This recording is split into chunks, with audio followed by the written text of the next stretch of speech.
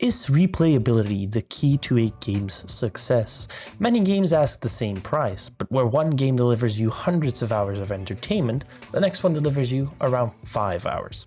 Is this fair, and how does this affect games in general? Hello and welcome, fellow virgins. It is iSuperVirgin here, and today I'd like to talk about how important replayability is in games. Now, the reason why this topic of a video interested me so much was the controversy surrounding Hellblade 2, or rather the discussion surrounding Hellblade 2, which, while being graphically amazing, only took about 5 hours to complete, and that wasn't even for speed running the game.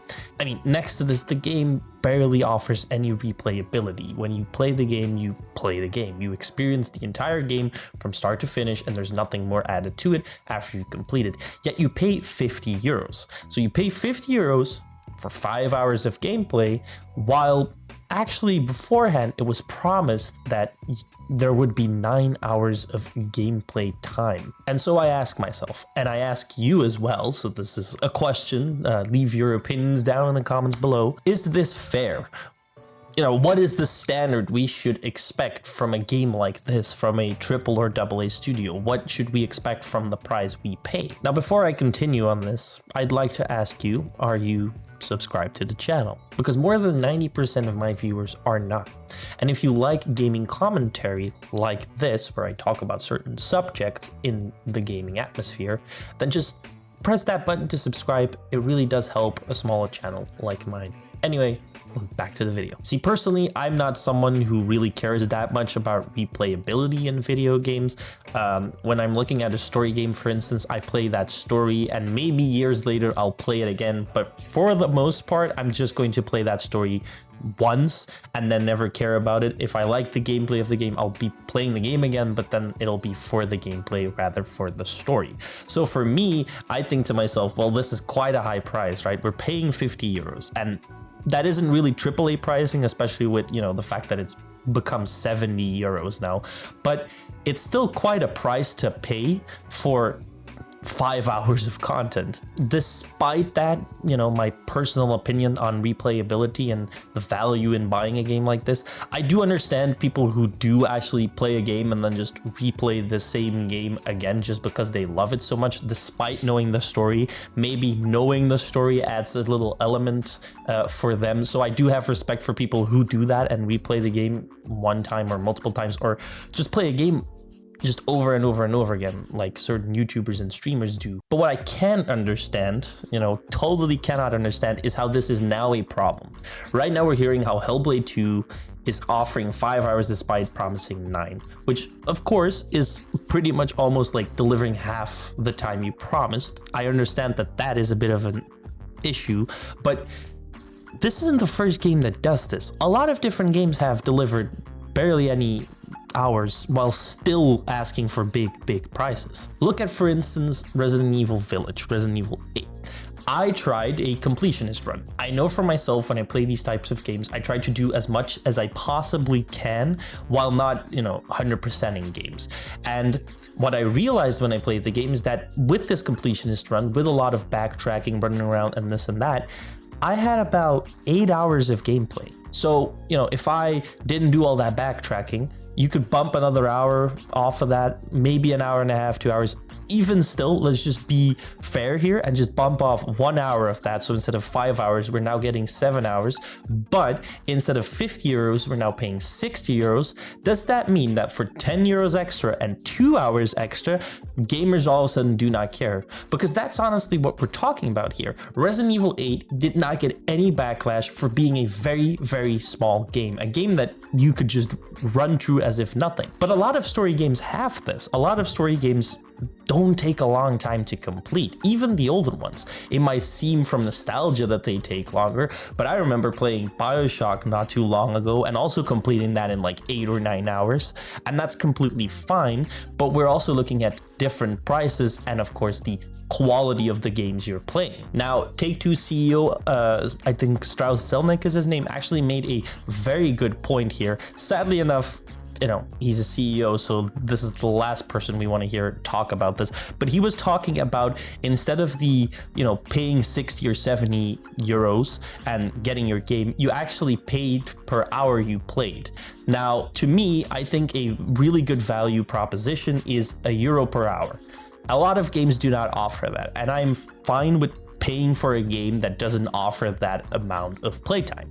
But I do understand the sentiment that's being made here, right? We have two different games. Let's take, for instance, Hellblade 2 and GTA 5 to give, there's even a difference of 11 years. But GTA 5 offers hours after hours of gameplay, and that's not even just I think that's just the story, right? We're looking at side activities, we're looking at online, and that is free of charge added to that versus 5 hours. Granted, again, the €10 difference, but still you notice the difference, and you notice that, if I pay, instead of 50 euros for the game, I pay $1 an hour. That meant 5 euros for something like Hellblade 2. And that is understandably way too little for a studio that puts in so many hours, so much time into, honestly, probably a pretty good game. I haven't checked it out myself, but it's honestly probably still a decent game, beautifully made.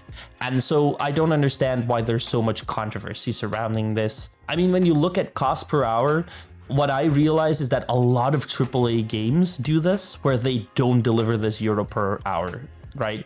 And we're even just going past the story games, right? Other AAA games that don't even deliver proper experiences for hours on end, while indie studios have to, of course, pick up the pace for them. Now, indie studios have been doing better than AAA studios this year. I have talked about that in a different video. Go check that one out if you haven't already. So of course, a lot of games add this sort of replayability to the games, but depending on what game you play, there is of course a difference. Some games give you unlocked items or sort of cheats or OP weapons or whatnot because you completed the game. I'm looking at Resident Evil, for instance. If you complete the latest Resident Evil games, you always get a really good gun that can one-shot almost anything. It's sort of a little bit of a compensation for completing the game and then having to replay it again. Then you have others which barely give you anything, right? They give you one item, which is of course also still Resident Evil, but they give you one item and it's just a bit of a consolation prize, because why would I replay the game I've just played the last couple of days just with one extra gun, right? A gun that is then of course even way too strong in a game where you're supposed to feel scared and out of ammo, and you need to realize that you're surviving here. So then of course you also have a genre called roguelike, which says, what if we just take replayability and be that the entire gist of our game, where we just say, okay, you just go over and over and over again, and you just have to repeat everything, and you might meet the same enemies or the same levels, but while doing this, each and every time you complete something extra, like an extra boss, or you unlocked something special, you did a special room, you did a puzzle, whatnot, depends on the roguelike,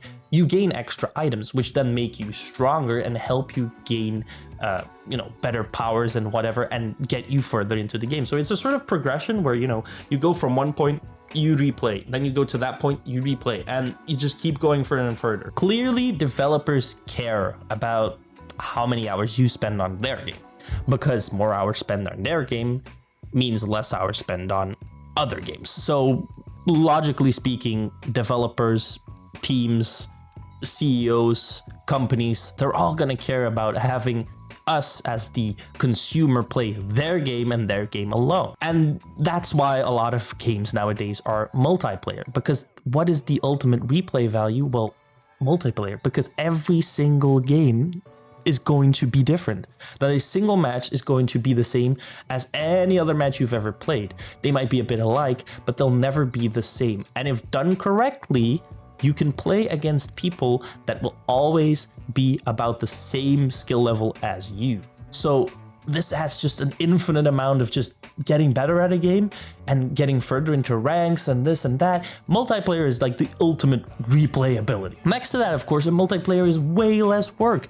Forget any AI, forget any NPCs you're building. Just drop that all, we remove that from the game, and we just replace them with good servers. Sometimes these companies don't even give us that, by the way, but it's a big workload difference when you're looking at it, right? Instead of saying, okay, we're spending hours and hours and hours to deliver a couple of hours, like let's say 8 hours of a story game, well, we spend way less work on our game, and well, if they can fight each other in multiplayer, well, then they'll be happy.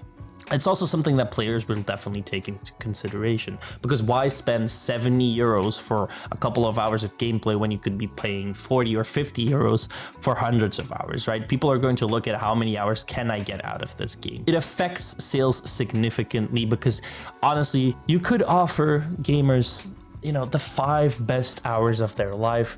They would still pass that aside and go over to a measly, you know, a mediocre 50 hours of their life for the same price. They'd rather have 50 mediocre than 5 absolutely amazing hours of gameplay any day of the week. So what can we do? Do we actually switch over to a pay per hour type of deal, or do we have subscription services like Game Pass? Or maybe, despite the quality of the game, we should look at how many hours it offers us, and then, you know, we spend 20 or 30 euros for shorter games. I'd love to hear your opinions about it, so please leave them down in the comments below. I always read them. I love reading them. And while you're down there, leave a like and subscribe to the channel for more gaming commentary just like this. Anyhow, I hope you have a great day. I hope you enjoyed this video, and I hope to see you in the next one. Bye-bye.